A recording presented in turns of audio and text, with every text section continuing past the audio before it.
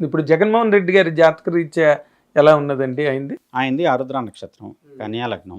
ఉమ్, ఇక్కడ ఇంకోటి ఏంటంటే చాలా మందికి తెలియదు, సోనియా గాంధీది, జగన్మోహన్ రెడ్డి గారిది మన తెలుగు క్యాలెండర్ ప్రకారం ఒకే తిథి, ఒకే నక్షత్రం. ఓకే, ఆరుద్ర లగ్నాలు వేరు.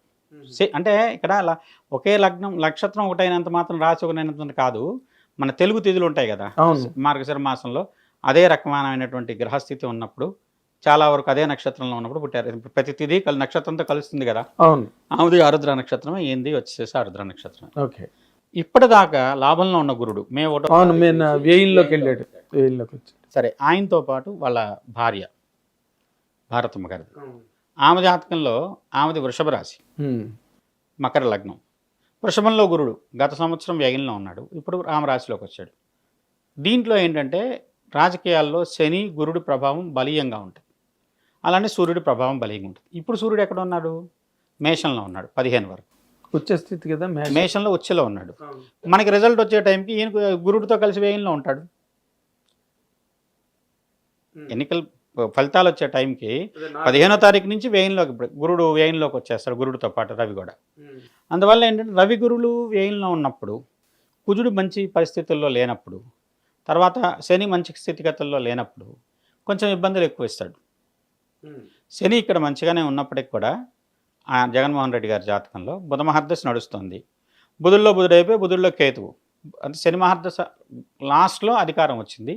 లేదు, కొంతమంది బుధుడు బుధాంతరంలో అధికారం పొందాడు, లగ్నాధిపతి తృతీయంలో, ద్వితీయ భాగ్యాధిపతి అయిన శుక్రుడితో కలిసి లగ్న రాజ్యాధిపతి, మంచి ధర్మకర్మాధిపత్యం, బలమైన యోగం, అందుకని ఆయన ముఖ్యమంత్రి అయ్యాడు. అది వచ్చేసేసి బుధ మహర్దశ పూర్తిగా ఉంటుంది. తృతీయ బుధుడిని సహజంగా ఏం చదువుతాం, తృతీయ బుధుడు ద క్రూయల్ మెయిడ్ అంటాం. అంటే రాజకీయాల్లో బిట్రేయల్ అంటారు కదా, వెన్నుపోటుతాం. అలాంటి దానికి తృతీయంలో బుధుడు ఉండటం కారణం అవుతుంది. ఓకే, ఇప్పుడు మీరు గమనించండి, 2014లో కూడా ఆయనతో గెలిచిన వాళ్ళు చాలామంది తెలుగుదేశంలో మంత్రి పదవులు తీసుకున్నారు. అవును. ఇప్పుడు కూడా ఆయన ఎవరినైతే నమ్మి తన వ్యక్తుల కింద నిలబెట్టాడో వాళ్ళు కూడా చాలామంది ఆయనతో ఉండకపోవచ్చు. ఓకే, ఎందుకంటే తృతీయ బుధుడి లక్షణం అది. ఏ వ్యక్తికైనా తృతీయంలో బుధుడు ఉంటే వాళ్ళు నమ్మిన వాళ్ళు క్రూయల్ మేడ్, తన పని కింద పెట్టుకున్న వ్యక్తులు తను మోసం చేస్తారు. Okay, okay. మన ఇంట్లో పని మనిషిని పెట్టుకున్నాం సార్, రోజుకో గిన్నె సంకలో పెట్టుకుని వెళ్ళింది అనుకోండి, దొంగతనము ఇంకో పేరుతోనూ, నష్టమే కదా. నష్టమే. అంటే ఇప్పుడు ఆయనది పర్మనెంట్ జాతకం అండి అది ఎలాగా? మిథున రాశి, కన్యా లగ్నం. అలానే రాజ్యాల స్థానంలో చంద్రుడు అస్థిరమైన ఫలితాలు ఇస్తారు. అస్థిరమైన ఫలితాలు అంటే ఫ్లక్చువేట్ అయిపోతుంది 100%. పూర్తిగా వచ్చేసి ఆయన ఇదే కంటిన్యూటీ లేనికుండా, చంద్రుడు ఇచ్చినప్పుడు వరద వచ్చినట్టు వస్తారు, పోయినప్పుడు అన్నీ డ్రైన్ అవుతాయి అన్ని వైపుల నుంచి. ఇప్పుడు 175, 151 అంటే అన్నీ వచ్చినట్టే కదా కదా. మరి 175 చోట్ల పోటీ చేస్తే 151 వాళ్ళు గెలిచారండి. అవును. 25 ఎంపీలో 22 వాళ్ళు గెలిచారండి. అంటే వరదే, మొత్తం వరద పోటెత్తింది ఆయన వైపు. అవును. అనుకూలమైన ఫలితాలు. ప్రతికూలంగా వచ్చినప్పుడు అన్నీ ఒకేసారి బంద్ పెడితే ఎటువంటి డ్రై అయిపోద్ది, ఎడారిలాగా అయిపోద్ది. అలాంటి పరిస్థితి ఏర్పడుతుంది ఇప్పుడు ప్రస్తుతం. ఎందుకంటే మిథున రాశికి అంత అనుకూలమైన ఫలితాలు లేవు. సరే, మీరు అనుకున్న దాని ప్రకారం చంద్రబాబుది పుష్యమి నక్షత్రమే అనుకుందాం. ఇప్పుడు గోచారంలో కర్కాటక రాశి వాళ్ళకి ఎలా ఉంది చెప్పండి. మీరు ఉగాది తర్వాత చాలా చోట్ల మీమ్స్ చూసుంటారు కదా, కర్కాటక రాశి సింహ రాశిని పోలిస్తూ, అక్కడ 10 ఎకరాలు ఉందో కొనేద్దాం, ఇక్కడ 25 ఎకరాలు ఉందో కొనేద్దాం అన్నట్టు కర్కాటక రాశి వాళ్ళు. సింహరాశి వాళ్ళు వచ్చేసేమో అంటే 14 ఆదాయం 2 వ్యయం, 2 ఆదాయం సింహరాశికి, 14 వ్యయం, ఏదో రూపంలో ఖర్చు అవుతుంది. అంటే నేను ఇక్కడ ఏంటంటే గోచారం చూసేటప్పుడు, రాజకీయంగా కొంత వ్యక్తులు చూసేటప్పుడు నామనక్షత్ర ప్రాధాన్యత కూడా చాలా ఎక్కువ ఉంటుంది. ఓకే, అలా చూసుకున్నా కూడా ఈ సంవత్సరం జరుగుతున్న ఫలితాలు కొంచెం వ్యక్తిగతమైనటువంటి ఫలితాల్లో కొంచెం ఇబ్బంది, ఆరోగ్యరీత్యా కానివ్వండి, గండరీత్యా కానీ చంద్రబాబు గారికి ఉందేమో కానీ రాజకీయంగా మటుకు ఆయన పురోగతిని సూచించే విధమైనటువంటి గ్రహస్థితి, అనుకూలమైన ఫలితాలు ఉంటాయని చెప్పచ్చు ప్రజెంట్. అంటే ఇప్పుడు గండాలు ఏమైనా ఉన్నాయంటారా ఆయనకి? ఆరోగ్య భంగానికి కానీ ఇలాంటి ఆయుష్కారకంగా ఉండేటువంటి కొన్ని ఇబ్బందులు అయితే ఉన్నాయి.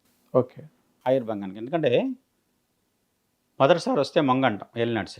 రెండోసారి అంటే పొంగంటాం, మూడోసారి అంటే మృత్యు అంటాం. అధికారం యోగం ఇచ్చి కొట్టేయచ్చు వ్యక్తికి. ఎందుకు అంటే నాకు రాజశేఖర రెడ్డి గారి టైంలో మీరు చెప్పింది నాకు గుర్తుంది. ఇవ్వకూడని పరిస్థితుల్లో యోగం నాకు గుర్తుంది. ఎందుకంటే ఆయన ఓడిపోతే మంచిదండి, టైం బాగోలేదని మీరు నాతో అన్నారు. బట్ ఆయన ఏమో థంపింగ్ మెజారిటీతో గెలిచారు అప్పుడు. ఇప్పుడు యోగం ఏం చేసింది ఇప్పుడు అక్కడ కూడా చూడండి. అసలు విరుద్ధ భావాలు మన స్వభావాలు వీళ్ళతో పట్టలేదని విడిపోయిన వాళ్ళు మళ్ళీ కలిశారు. ఇప్పుడు కూడా మీరు గమనించండి రాజకీయంగా నిన్నటిదాకా ఏ పార్టీలో ఉన్నారు, ఇప్పుడు ఏ పార్టీలో కంటెస్ట్ చేశారు, అంతకుముందు ఏ పార్టీలో ఉన్నారు అంటే ఎవరికి ఎక్కడ ఏం చెప్పలేని పరిస్థితి. ఎవరికి ఒక సిద్ధాంతాలు కానీ రాజకీయంగా వ్యక్తులకి ఎక్కడ ఏది అవకాశం ఉంటే అటు వెళ్ళిపోదామనే ఆలోచన తప్పితండి. అదేలే వాళ్ళకి ఎక్కడైతే వాళ్ళకి మెరుగైన ఫలితం వస్తే అక్కడికి వెళ్ళిపోదాం. అంతే. అంతకుముందు ఎంపీగా కొన్ని కాన్స్టిట్యున్సీలో తెలుగుదేశం ఎంపీగా ఉన్నవాళ్ళు సడన్గా వాళ్ళు వెళ్ళిపోయి వైఎస్ఆర్సీపీలో జాయిన్ అయ్యారు. ఇప్పుడు నిన్నటిదాకా వైఎస్ఆర్సీపీలో ఎంపీగా ఉన్న వ్యక్తి ఇప్పుడు తెలుగుదేశం నుంచి అదే స్థానం నుంచి కంటిన్యూ చేసిన వాళ్ళు 3-4 ఉన్నారు.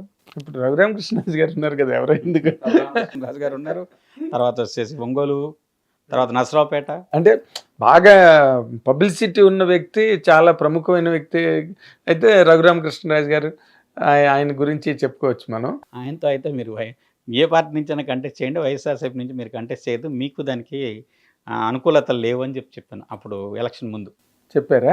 మన మా శర్మ గారని టాలీవుడ్ ఛానల్లో దాంట్లో ఆయన ఒక ఇంటర్వ్యూ కోసం వస్తే 1-to-1 కూర్చోబెట్టారండి మా శర్మ గారు. ఆయనతో అప్పుడు అన్న, మీకు ఉన్న దానికి లింక్ కలవదండి, ఇబ్బందులు ఉంటాయి, కాబట్టి వచ్చేసి మీరు కంటెస్ట్ చేయకపోయినా పర్లేదు కానీ దాని నుంచి అయితే మీరు వైఎస్ఆర్సీపీకి మీకు పొసగదు. అలానే కొంతమంది తెలుగుదేశంలో ఉన్న రాజకీయ నాయకులు కూడా మీకు దానికి పొసగదండి, మీరు మీ పార్టీకి వెళ్ళిపోండి అని చెప్పేసి సజెస్ట్ చేసినాం. ఓకే.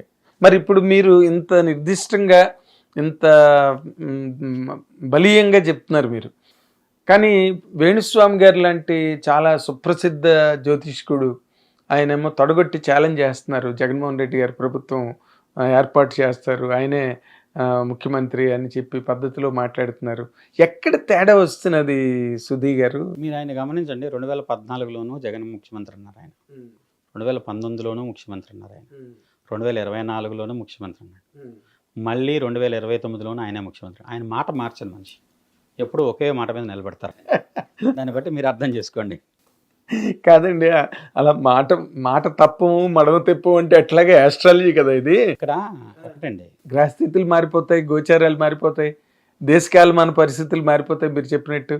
2019లో ఆయన ప్రత్యేకంగా చంద్రబాబు నాయుడు గారిని కలిసి ఆశీర్వచనం ఇచ్చారు. ఆయన వీడియో ఉంటుంది చూడండి, దాంట్లో దేశ రాజకీయాల్లో అత్యంత విలువైన స్థానం కలగాలి మీకు అని కోరుకుంటున్నానని చెప్పి ఆశీర్వచనం ఇచ్చాడు. రాష్ట్ర రాజకీయాల్లో కాదు, దేశ రాజకీయాలు, జాతీయ రాజకీయాలు. కావాలంటే వీడియోలు ఉంటాయి గమనించండి. దీన్ని బట్టి ఆయన శాస్త్రం చెప్తున్నాడా లేదంటే ఒక పార్టీకి ఆయన వ్యక్తిగతమైన అభిమతాన్ని, తన యొక్క ఇష్టాన్ని శాస్త్రం ద్వారా తెలియవస్తున్నారు. Peaceful thinking. అదేలేండి. తర్వాత ఇంకొక ఆయన టీవీఎల్ఎన్ నరసింహాచార్యులు గారు ఎవరో ఒక ఆయన అయితే ఏకంగా చంద్రబాబు గారి కుప్పంలో ఇన్ని వందల ఓట్లతో దారుణంగా ఓటమి పాలవుతారని చెప్పి ఆయన బాహాటంగా చెప్పి, అసలు నాలా చెప్పేవాడు ఇంకెవడు లేడు ఈ ప్రపంచంలో అని కూడా ఆయన ఛాలెంజ్ చేస్తున్నారండి. చెప్పటం ఏముందండి, నోటుకొచ్చిన మాట ఏదైనా మాట్లాడదు, దానికి ఏదైనా ఆధారమో దానికి ఒక రకమైన గణితమో ఏదైనా ఉంటే చూపెట్టమనండి. చర్చ చేసేటప్పుడు ఊరికే నేను నోటుకొచ్చిన వాళ్ళు మాట్లాడారంటే కాదు. ఇప్పుడు నేను మీతో ఇందాక విశ్లేషణలో ఇంత టైం పట్టినా పర్లేదని చెప్పని, ఈ గ్రహం, ఈ నక్షత్రం ఈ ప్రాంతాన్ని ఇలా ప్రభావితం చేస్తుంది, అందువల్ల వచ్చేసేసి చంద్రబాబు నాయుడు ఓడిపోతాడు అన్నట్టు ఆయన కరెక్ట్గా ఆ రోజు మాట్లాడేటప్పుడు అపోజిషన్ క్యాండిడేట్ పేరు కూడా తెలిసి ఉండదు ఆయనకి. చంద్రబాబు నాయుడు ఓడిపోవాలని ఆయన కోరుకున్నాడు కూడా ఆ మాట చెప్పాడు. బాలకృష్ణ ఓడిపోతాడు, ఓడిపోయేదాకా వస్తాడు, పవన్ కళ్యాణ్ ఓడిపోతాడు, ఆయన మాటలో వీడియో నేను కూడా చూశాను. అంతా ఇప్పుడు శాస్త్రం ఒకటండి, మేబీ రాజకీయంగా ఓడిపోవచ్చు, దాన్ని మనం కరెక్ట్గా దాని ప్రకారం మనం మాట్లాడేది కొంతవరకు ఇప్పటికి అప్రస్తుతం. కానీ ఏంటంటే దాన్ని చెప్పేటప్పుడు ఇప్పుడు అలా ఇందిరాగాంధీ కూడా ఓడిపోయింది. అక్కడ మన తెలుగు ప్రాంతానికి సంబంధించిన ఒక పెద్ద సిద్ధాంతిని ఇప్పుడు ఇందిరాగాంధీ కలుస్తానని వస్తే, అమ్మ నేను నిన్ను కలవను, నువ్వు నీతో ముఖం చూస్తూ మాట్లాడను, మధ్యలో ఒక తెరాడు కట్టించి తర్వాత ఇందిరాగాంధీ గారిని కూర్చోబెట్టి యువతలేని కూర్చొని ఆమెకు చెప్పాడు, నీ కొడుకు చనిపోతాడు, నిన్ను అరెస్ట్ చేస్తారు, జైల్లో వేస్తారు, కానీ మళ్ళీ నీకు అధికారం వస్తుంది, చాలా గొప్ప పరిస్థితి మళ్ళీ తిరిగి పొందగలుగుతావు, ఈ పరిహారాలు చేయని చెప్పి తెలుగు సిద్ధాంతి. నిజంగా పెద్దమాలది ఆయన ఉండాలి, ఇప్పుడు లేరులేండి, చనిపోయారు. అసలు నువ్వు విధవరాలివి కాబట్టి నీ మొహం చూడను, సరే ఆ రోజు ఉన్న పరిస్థితుల్లో ఆయనకున్న నియమాల్లో మనం దేన్నైనా సరే, ఇవాళ ఆ మాట అంటే ఆడవాళ్ళకి చాలా మంది కోపం వస్తుంది కాబట్టి నేను నిన్ను చూడనమ్మా.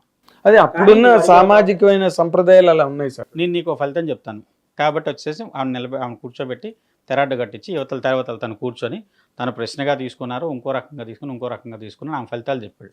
సంజయ్ గాంధీ గారు అది కూడా విమాన ప్రమాదంలో నీ కొడుకు చనిపోతాడని చెప్పాడు. చనిపోతాడు కాబట్టి ఆ అబ్బాయిని కాపాడటానికి నేను పూజ చేసి రక్షిస్తాను, అది ఆయన కట్టండి, ఆ గండం తప్పుతుందని కూడా చెప్పాడు. అయితే కారణాల రీత్యా వాళ్ళు రాజీవ్ గాంధీ గారు పైలట్ అయిన కారణం చేత ఆ రక్ష రాజీవ్ గాంధీ గారికి కట్టారు. ఓకే. అది ఎందుకంటే విమానాలు తిరిగేది ఆయన కదా, ఈయనకేముందిలే అని చెప్పేసి ఆయనకి కట్టారు.